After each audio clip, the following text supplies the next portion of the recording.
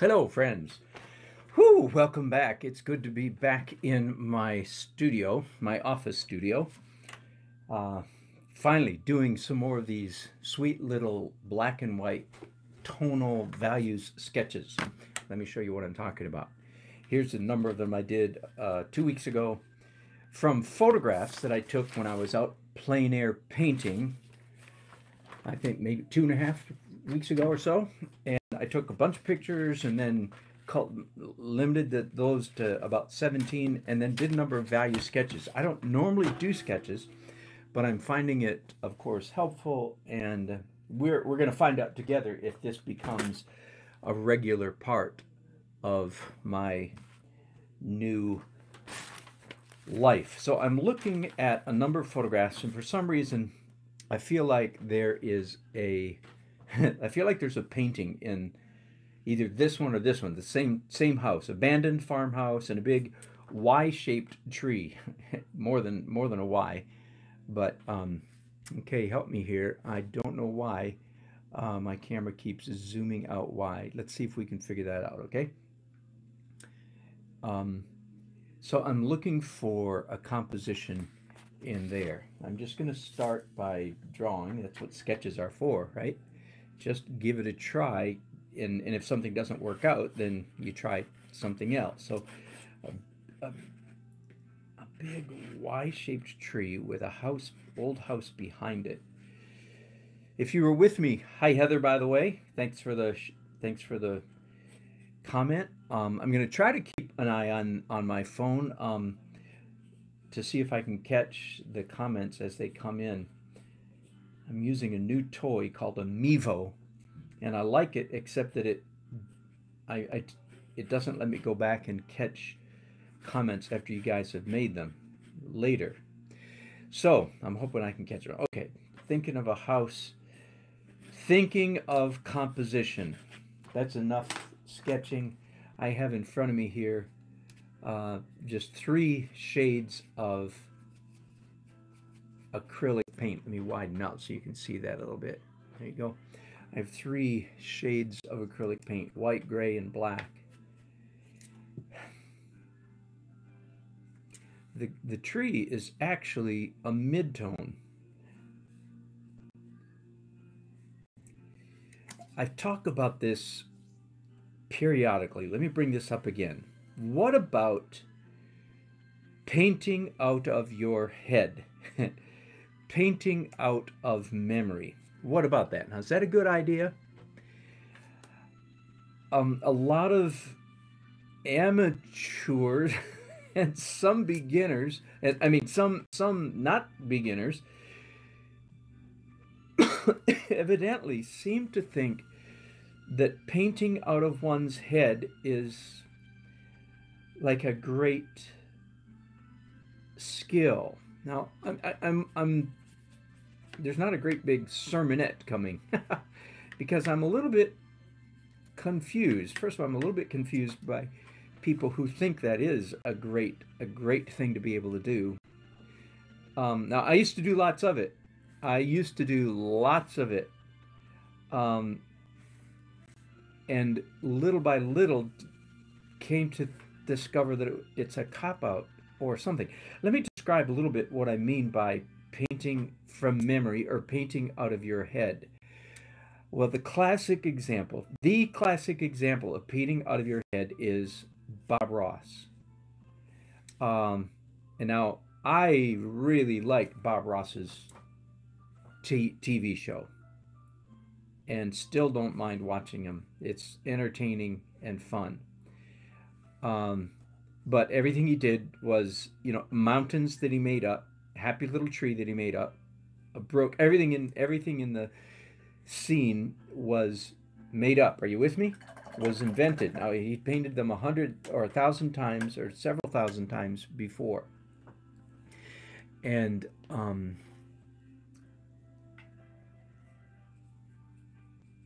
what's wrong with that? Well, part of the reason I mentioned that right at this moment is because I'm so conscious of the fact that even while I'm doing this tonal sketch, I am looking at these photographs and I am learning new information. Does that make sense to you? While I am doing these sort of rather silly, if I may call them that, silly little sketches, and they're not really silly, but you know what I mean. Simple, quick sketches. Even while I'm doing something as simple as this, I am growing in my understanding of the visible world. Whereas when I paint out of my head, I am, if you will, shrinking in my understanding of the invisible world. Or think of it like a car battery. Any kind of battery will do, but car battery is a lot bigger, so it's a little bit more graphic illustration. Think of it as a car battery. Um, as long as you're painting out of your head, your battery is running down. That was a battery running down. Did you enjoy that? I hope so. These sound effects are for your benefit. So, even as you're painting out of your head, even as Bob Ross was painting out of his head, now that doesn't mean he didn't do some studies. I'm reasonably sure that he did, although he never did any on his TV program, right? But when you're painting out of your head, your battery is running down. And you can only paint out of your head but so long before your battery, in fact, runs down. And listen, your battery has run down. Your battery is dead when you find yourself doing the same little tricks. If I may be a little bit more caustic, when you find yourself doing the same little tricksy tricks, thank you, Gollum. When you find yourself doing the same little tricksy tricks over and over. Now, let me relate this in a related field, and one that I don't do as much. Let's talk about figures, the human figure. You know you've done too many figures out of your head when you find yourself repeating the same facial features, expressions, bodily expressions, and so on. And this describes me, by the way, pretty well. Um, that's why I, in fact, very much enjoy doing figure studies. So I've already given the answer. What's the opposite, or how do you remedy painting out of your head and your battery running down? The answer is you do studies. You do sketches. You do sketches of every kind all the time. Your sketchbook is your number one tool for building up your car battery, if I can continue to use that analogy. Okay? Ooh. Hang on now. Something slightly interesting is all of a sudden happening here, much to my surprise. Yeah, it's a snow scene. Wow. Painterly brushes. Painting from photographs, that's cheating. Oh my. Depends on what you mean by that. Maybe it's funny, I don't know. Painting from life. If you follow me long, you will discover that I do most of my painting en plein air. That's why doing these sketches is unusual for me, but it's certainly not cheating. It's called studying. It's called learning. It's called building up your your internal reference file. And we all need to build up our internal reference file all the time. So painterly, if you mean the real way to do is from life, I totally agree with you. Except that there are times like this where doing studies based on photographs is a very good, what I don't want to call it a trick. It's a good strategy. I am building up my reference file. And you say, well, how? How are you building up your reference file? The answer is simple. I'm looking at this photograph quite repeatedly, two photographs actually, and learning, absorbing this particular tree. That's, if you will, that's the problem with Bob Ross style painting out of your head, is that you're always painting, if you will, the same little happy tree. Now, I don't mean he only painted one tree, but it is true that he only painted, I don't know how many. Let's say he had 30 different kinds of happy trees in his file. And I suspect I'm being slightly, oh, I was a guest on Bob's show and he gave him a good advice. Don't paint pretty. Study the old masters. Yeah, that's right. You're exactly right. Bob would not have said those. Bob would have said paint pretty. Exactly. Ben, I don't know who you are, but that's exactly the kind of thing. Right, Heather. I'm with you, Heather. I think it is painting from photographs is not cheating. It's studies. It's studying. It's learning. Okay, let me do some shadows because again, I'm learning. It's like, oh, look at how those shadows from this tree cast on that house. That is key concept. So anything that grows and builds your internal reference file, again, the classic name is those are studies. And some of you might have been with me a couple weeks ago when I was doing these tree plein air paintings, and I did 4 of them. And I said part of my reason for going out that week and painting trees so aggressively, so intensely, is that I really wanted to do studies of trees. I really wanted to get better at painting trees. So that, in fact, is what I did. Well, that's kind of interesting, isn't it? And so if there's one tree casting shadow, then you know there's other trees casting shadows not far away. So I'm going to stop this one right there and say, okay, there's a composition. Okay, let's talk about composition again. One of the best reasons for doing a study is so that you can talk about, learn. And here's one of the rules I was playing with the other day when, let me find a piece of scrap paper here. Okay. This one will have to do. It really is scrap paper.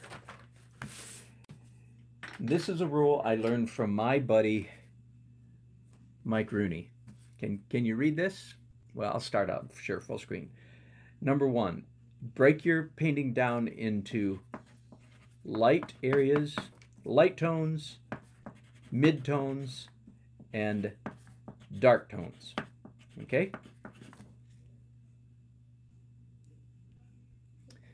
And no, don't talk to me, Lakey Poo. My granddaughter just walked in, and you're welcome to be here, but you can't interrupt me, okay? So there are 3 tones, mid, dark, and light. And Mike, and I asked him, he said that he got this from somebody, but he can't remember who. Here's the rule. I'm going to call it Mike's rule because that's how I learned it from, okay? Is that 2 of these 3 need to be contiguous. Everybody that lives in the United States knows what the word contiguous means because we grow up with that word. Contiguous, 48 states. There are 48 states that are contiguous, and then 2 other states that are not connected. So we know what contiguous means connected, okay? So there are 2 of these 3 need to be contiguous. That is, your lights and either all your lights need to be contiguous and all your mids, and your dark can be higgledy-piggledy, spotty, freckle-faced.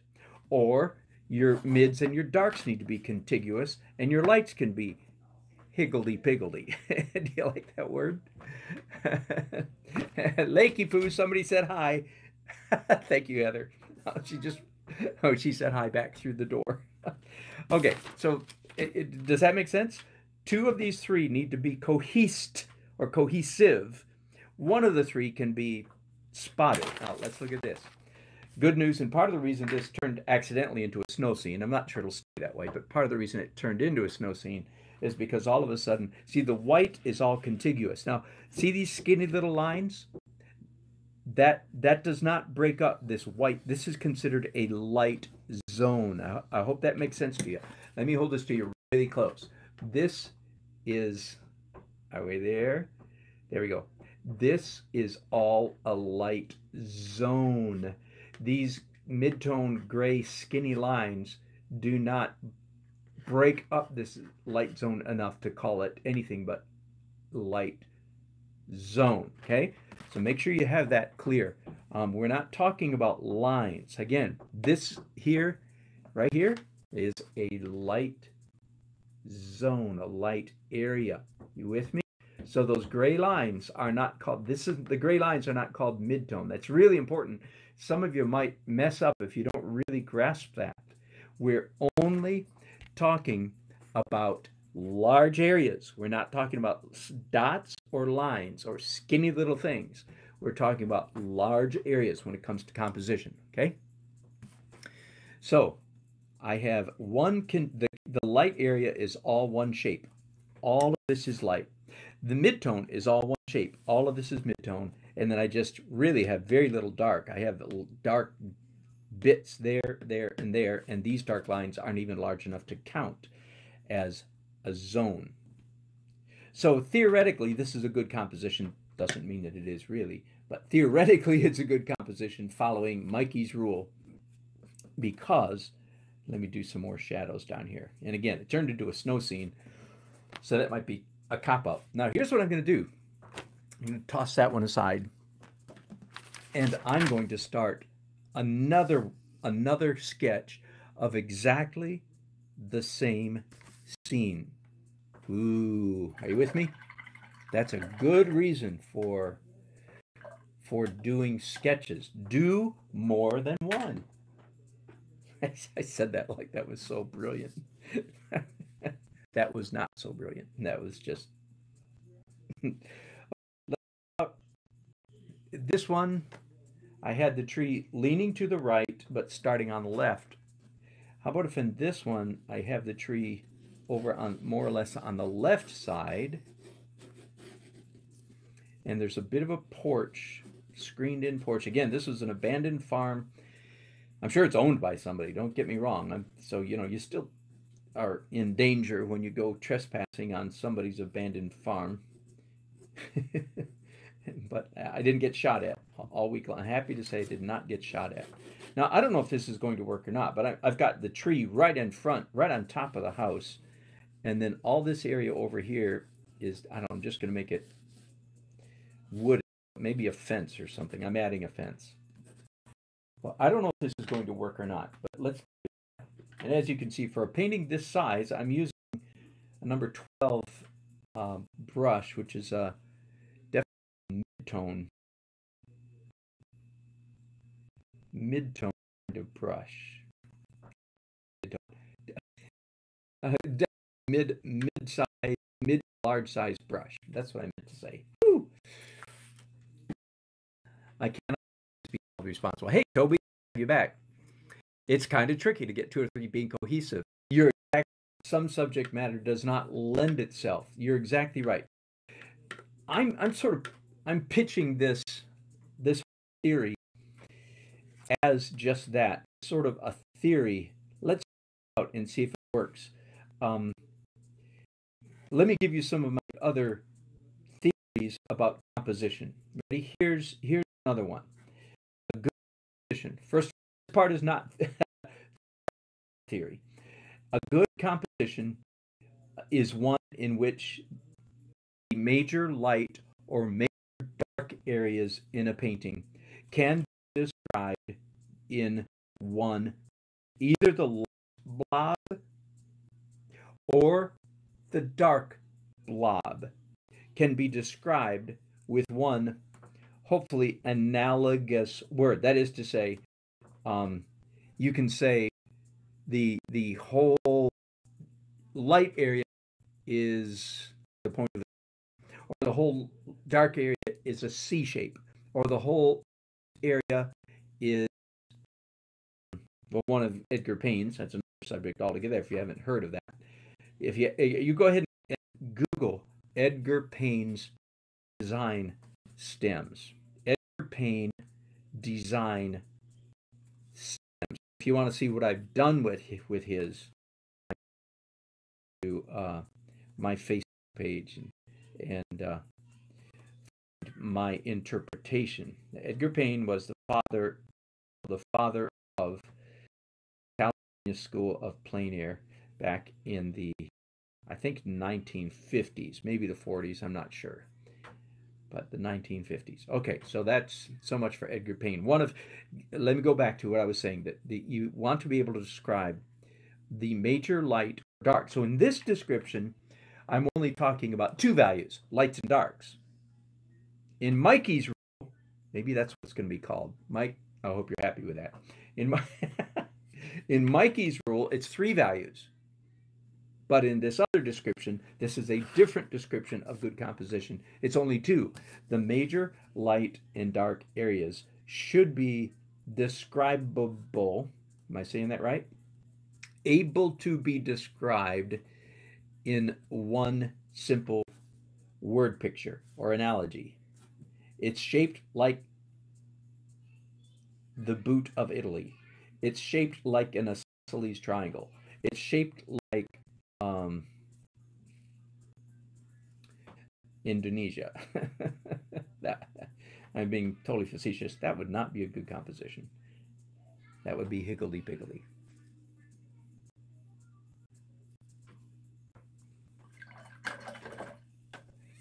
Okay, I'm getting a notice here that my stream is not working very well. I'm sorry. I'm going to stop and make some changes in a few minutes before I start my next episode. But let me go ahead and finish this one right here. So again, sketches like this are the time to experiment. Be brave. Try something different. Try something new. Uh, I mean, how dangerous can it be? I've got 44 cents, probably not that much, invested in this little piece of watercolor paper. And if you're an artist, you're going to have little scraps of paper like this laying around, aren't you? Yes, you are. So cut them up and use them up. Let's do something. Um, this is a good place for me to pause. Let me stop and change my internet settings just a little bit, and I'll be back with part B in just a few minutes. Thanks so much for watching.